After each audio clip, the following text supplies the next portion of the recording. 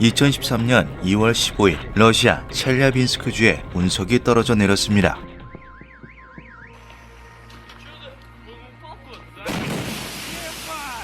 충격파만으로도 건물의 유리창이 터져버리는 막대한 위력. 나사에서는 이 운석의 파괴력을 히로시마에 떨어졌던 원자폭탄 리틀보이의 약 33배에 달하는 500킬로톤으로 추산했는데요. 인구 밀집도가 낮은 러시아였기에 운 좋게도 사람이 적은 곳으로 떨어져 대참사는 피할 수 있었지만 725명의 부상자와 360억 원의 막대한 손실이 발생했죠. 이 첼리아빈스크 운석구의 등급은 8입니다.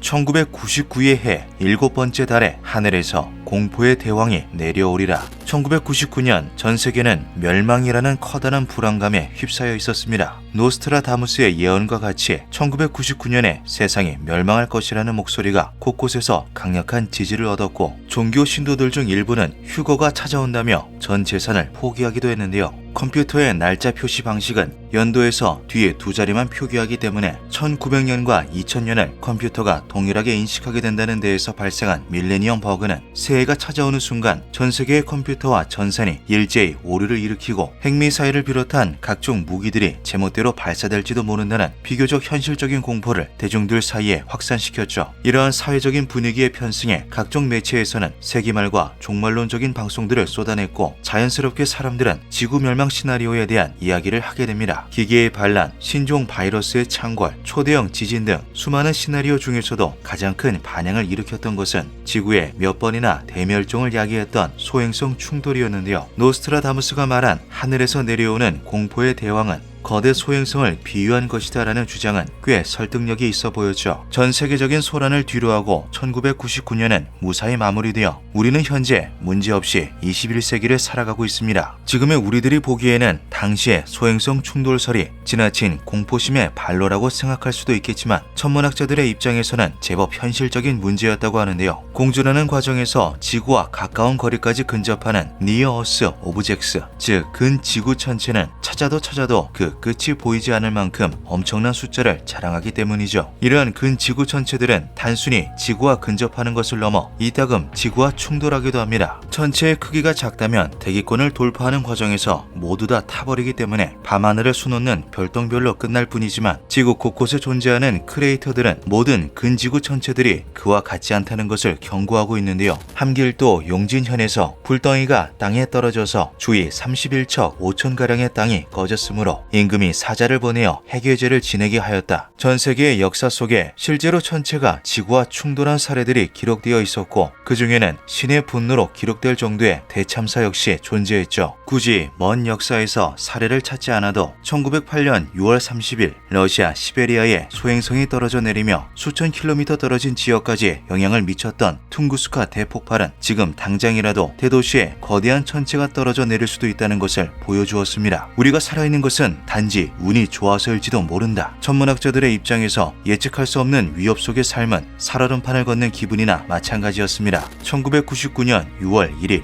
이탈리아 토리노에서 4일간 개최된 전세계 천문학자들의 워크숍에는 소행성과 해성 위협에 대한 국제 모니터링 프로그램이라는 이름이 붙었는데요. 일명 임팩트. 아주 직관적인 이 워크숍의 약자는 한자리에 모인 이들이 무엇을 우려하고 있는지에 대해 명확히 보여주었죠. 다행히 훨씬 예전부터 근지구 천체의 위험도에 주목하고 있던 선구자가 존재했습니다. 매사추세츠 공과대학의 리처드 빈젤 교수가 1995년 유엔 회의에서 제의했던 근지구 천체 위험 지수는 해성이 충돌할 경우 발생할 파괴력과 충돌 확률을 기준으로 삼아 각 천체의 위험 지수를 책정했는데요. 내노라 하는 천문학자들이 열띤 토론을 벌인 끝에 선구자의 제안을 더더욱 보완해 수정한 위험 척도가 완성되었고, 공식 천문연맹이 이를 공식적으로 승인함으로써 근지구 천체의 위협에 대한 대응책이 마련되었죠. 바로 토리노 척도의 등장이었습니다. 토리노 척도를 한눈에 들어오도록 시각화하면 이런 모습인데요. X축은 충돌 확률, Y축은 충돌 시의 파괴력을 나타내죠. 0부터 10까지 존재하는 토리노 척도 중 평상시 등급에 해당하는 척도 0은 충돌 가능성이 0%라고 봐도 좋을 정도로 낮은 근지구 천체, 혹은 그 크기가 작아 충돌 확률이 100%에 수렴하더라도 지구에 아무런 위협이 되지 못하는 천체를 의미합니다. 나사에 따르면 지구에 떨어지는 천체는 하루에만 100톤에 달한다고 하는데요. 이들은 99% 이상이 척도 0에 해당하기 때문에 대기권을 돌파하지 못하고 최대 별똥별에 그칠 뿐이죠. 보통 등급에 해당하는 척도 1은 충돌의 가능성이 극히 낮은 천체들을 나타냅니다. 그 중에는 비교적 가능성이 높은 것들도 있지만 어디까지나 척도 1 가운데 높은 것일 뿐 정부나 천문학자 모두가 관심을 기울일 가치는 없는데요. 척도 1의 천체도 드문 편에 속하기 때문에 각종 장비를 이용해 관측을 반복하여 예상 궤도를 재계산하면 척도가 0으로 재산정되는 경우가 많다고 하죠. 척도 2부터는 천문학자들이 주의를 기울여야만 하는 위험 등급에 해당합니다. 그러나 여전히 충돌 가능성은 극도로 낮은데요. 때문에 천문학자들이 아닌 정부나 대중들이 이것에 대한 대책을 수립하거나 우려할 필요성은 전혀 존재하지 않죠. 이 역시도 관측을 반복할 경우 척도가 0으로 재산정되곤 합니다. 척도 3은 꽤나 심각한 피해가 야기될 수 있는 천체들이 1% 이상의 확률로 충돌한다는 것을 의미하는데요. 만약 충돌 시점이 10년 이내로 예상되는 경우 공공기관들도 함께 이 문제에 주목해야 할 필요성이 있죠. 이 경우에도 여전히 관측을 반복하면 평상시 등급으로 격화되어 위협이 사라지는 경우가 있습니다. 위험 등급 중 가장 높은 척도에 해당하는 척도 4는 충돌 시 심각한 피해를 초래할 수 있는 천체가 1% 이상의 확률로 지구에 직격한다는 것인데요. 마찬가지로 10년 이내에 지구와의 조우가 예상되는 경우에는 공공기관과 천문학자들이 함께 대책을 마련해야 하죠. 인류가 충돌 전에 관측한 천체 중 가장 높은 토리노 척도를 기록했던 소행성 아포피스가 바로 여기에 해당합니다. 약 340m의 추정 지름을 가진 아포피스는 2004년 12월 27일에 2.7%의 확률로 지구에 충돌한다고 예측되며 토리노 척도 4의 등급, 전문가들을 오싹하게 만들었던 전례가 있는데요. 충돌 시 인류가 개발한 가장 강력한 핵폭탄 차르본바의 24배에 달하는 파괴력이 발생한다는 계산이 나오며 당시 전 세계는 지구가 멸망할지도 모른다는 공포에 휩싸였었죠. 다행히 향후 100년 안에 지구와 충돌할 확률이 사실상 없다는 것이 최근의 관측으로 확정되며 아포피스는 척도 0으로 변경되었습니다. 척도 5부터는 단순한 주의를 넘은 실질적인 위협으로 간주되는데요. 위협 등급 중 가장 낮은 척도 5의 천체는 1% 이상의 확률로 한 지역 자체가 쑥대밭이 될 우려가 있죠. 충돌 시점이 10년 이내로 예상되는 경우 정부가 비상사태를 선포할 수 있으며 천문학자들은 충돌 확률을 더욱 정확히 계산해야만 합니다. 척도 6은 이보다 한 단계 더 나아간 전 세계를 파괴시켜 문명 자체를 멸망으로 이끌 수 있는 천체의 충돌 가능성을 의미하는데요. 확률 자체는 척도 5보다 낮지만 충돌 시 입게 될 피해가 너무나 심각하죠. 충돌 시점이 30년 이내로 예측된다면 정부는 비상사태를 선포할 수 있습니다. 척도 7은 1% 이상의 확률로 척도 6의 파괴력에 준하는 천체 충돌이 일어날 수 있다는 가능성인데요. 일개 정부를 넘은 전 세계가 연합해 국제적 비상사태를 선포해야 하며 지구상의 모든 천문학자들은 그 즉시 연합해 충돌 여부를 정확히 계산해야만 하죠. 척도 8부터는 우리가 결코 피할 수 없는 예정된 재앙을 의미합니다. 즉 충돌 확실 등급인데요. 퉁구스카 대폭발, 첼랴빈스크 운석우 사건으로 우리가 이미 경험한 적 있던 척도 8은 100% 확률로 국지적인 피해가 발생함을 의미하죠. 50년에서 수천 년을 주기로 일어나는 이러한 천체 충돌이 만약 대도시에서 발생하게 되면 핵폭탄이 우습게 보일 정도의 피해를 입을 수 있어 토리노 척도 8의 천체가 발견되는 그 즉시 해당 지역의 정부는 대책을 수립하고 충돌 예정 지역의 시민들을 대피시켜야만 합니다. 척도 9는 1만 년에서 10만 년에 한 번꼴로 발생하는 초대형 충돌로 하나의 나라가 충분히 파괴되고도 남을 정도의 천체가 100% 확률로 지구에 날아들고 있음을 나타내는데요. 대한민국 경상남도에는 초계 분지라는 이름의 너비가 7km에 달하는 그릇 모양 지형이 존재하죠. 이곳은 사실 신생대에 지름 200m의 운석이 충돌하여 만들어진 크레이터입니다. 한반도에 직격한 운석의 파괴력은 차르본바의 28배에 달했을 것으로 예상되며 이 충돌로 인해 한반도 지역의 동식물들이 떼죽음을 당했는데요. 천문학자들은 초계 분지를 생성한 운석이 토리노 척도 9에 해당한다고 추정하고 있으며 만약 세계 각국이 서로에게 긴밀한 경제적, 사회적 영향을 미치고 있는 현 시대에 이것이 다시 한번 재현될 경우 우리가 입을 피해는 상상조차 가지 않는다고 말하죠. 토리노 척도의 가장 마지막 단계인 척도 10은 문명의 종말을 의미합니다. 대표적인 사례로는 공룡을 멸종시켰던 소행성이 있는데요. 10만 년에 한 번 일어날까 말까한 이 대재앙을 대비할 수 있는 방법은 사실상 전무하다고 봐도 좋죠. 그렇다고 해서 전문가들이 가만히 손을 놓고 있지만은 않습니다. 천문학자들은 토리노 척도를 적극 활용해 우리의 문명이 우주 바깥의 천체로 인해 사라지는 일이 없도록 최선을 다하여 노력하고 있는데요. 예를 들어 매일 아침 나사의 천문학자들은 컴퓨터 프로그램을 이용해 관측된 근지구 천체들을 감시하고 척도를 매기고 있죠. 인류의 안전을 위한 천체 감시는 국가 간의 이해관계도 뛰어넘습니다. 첼랴빈스크 첼리아빈스크 운석우 사건을 경험한 러시아에 지구를 보호하는 국제 시스템을 구축하자라는 제안을 계기로 유엔 산하에 설립된 지구 방위대는 충돌 확실 등급에 있는 천체에서 지구를 보호할 방법을 적극 연구 중에 있는데요. 그중 소행성에 물체를 충돌시켜 궤도를 바꾼다라는 방법에 주목한 나사는 2022년 9월 27일 소행성 디모포스에 우주선을 충돌시키는 다트 프로젝트를 성공시키며 인류 역사상 최초로 천체의 궤도를 인위적으로 바꿔놓았죠. 당초 이들의 목표였던 디모포스 공전주기 73초 이상 단축을 25배 이상 초과 달성하며 디모포스는 기존 11시간 55분의 공전주기가 11시간 23분으로 단축되었습니다. 이는 인류가 충돌 확실 등급의 천체에서도 지구를 보호할 수 있다는 커다란 희망의 불씨가 되어주었는데요. 점점 심각해지는 미국과 러시아의 갈등에도 불구하고 두 나라는 우주정거장 관련 협약을 체결하며